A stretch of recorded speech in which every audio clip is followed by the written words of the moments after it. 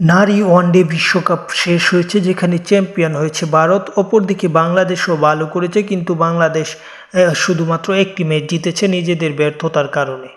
এবং বাংলাদেশ এই ভারতের মধ্যকার যে ম্যাচটি হয়েছিল বিশ্বকাপে, সেই ম্যাচটি বৃষ্টির কারণে পরিত্যক্ত হয়েছে। এখন মূলত আমরা জানবো বাংলাদেশ ভারতের বিপক্ষে একটি সিরিজ খেলবে, সেই সিরিজের সময়সূচি। তার আগে যারা চ্যানেলটি সাবস্ক্রাইব করেননি এবং চ্যানেলটি সাবস্ক্রাইব করে পুরো ভিডিওটা দেখুন। মূলত এখন পর্যন্ত সেই সিরিজটির সময়সূচি পূর্ণাঙ্গভাবে প্রকাশ হয়নি, প্রাথমিক সময়সূচিটা জানব। বাংলাদেশ ভারতের আসন্ন সিরিজ দিয়ে শুরু হতে পারে এবারের ওয়ানডে চ্যাম্পিয়নশিপের নতুন চক্র। বিসিবির এক মুখপাত্র জানিয়েছে, প্রস্তাবিত খসড়া অনুসারে ডিসেম্বরের 14 কিংবা 15 তারিখ ভারতে যাবে বাংলাদেশ।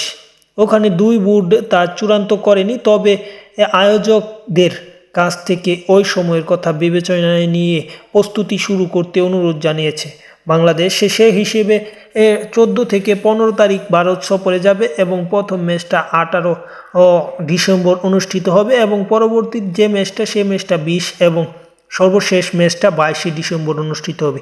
এটা মূলত প্রাথমিক একটা সময়সূচি, এখন পর্যন্ত সময়সূচিটি চূড়ান্ত হয়নি।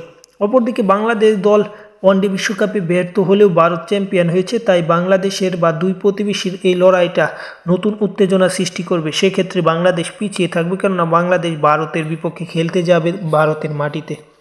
সেই হিসেবে ভারতের থেকে ব্যাপক পিছিয়ে থাকবে, তা না বললে নয়। অপরদিকে ভারত অত্যন্ত ফর্মে আছে, কেননা বিশ্বকাপ জিতেছে তারা।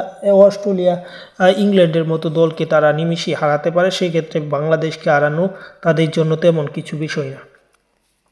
আমরা মূলত চূড়ান্ত সময়সূচি জানার সাথে সাথে আপনাদের ভিডিওর মাধ্যমে জানাবো ও বাংলাদেশ এবং ভারতের যে ম্যাচগুলো অনুষ্ঠিত হবে তার চূড়ান্ত সময়সূচি। তার আগে একটা কথা বলতে চাই, বাংলাদেশ ফুটবল দল ভারতের সাথে এফসি এশিয়ান কাপ বাছার একটি ম্যাচ খেলবে, সেটা আপনারা অবশ্যই দেখবেন।